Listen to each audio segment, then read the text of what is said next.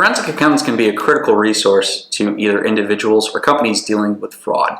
Now, while calculating damages in these cases may seem like a simple task, it is often complicated by the element of lost profits. That's why it's imperative that attorneys and forensic accountants work collaboratively on these type of cases. Now, typically there are two primary methods in determining damages in these fraud cases. The first being the out-of-pocket method, and the second being the benefit of the bargain method.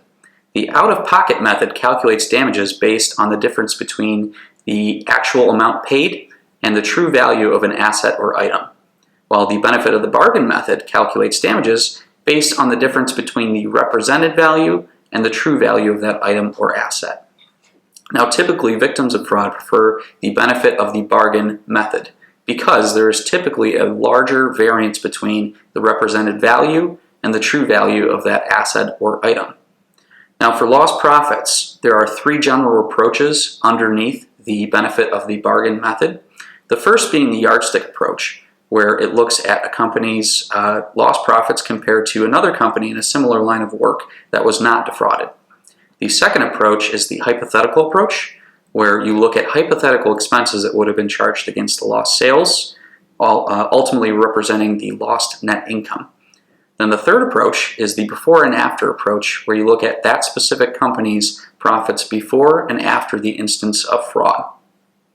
Now, I wanted to illustrate an example of the difference between the out-of-pocket method and the benefit of the bargain method.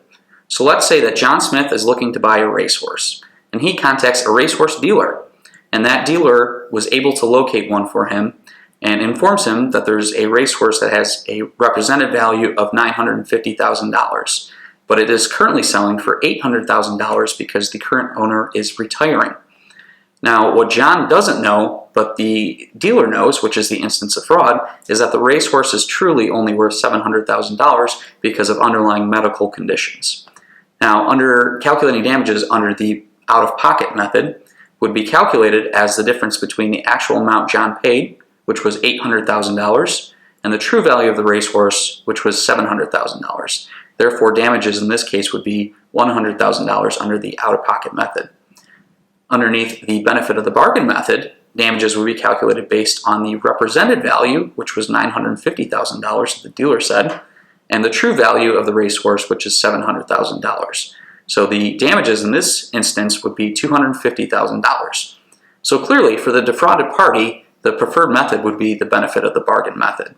However, case circumstance dictates in each case, and it's important for forensic accountants and attorneys to work hand in hand.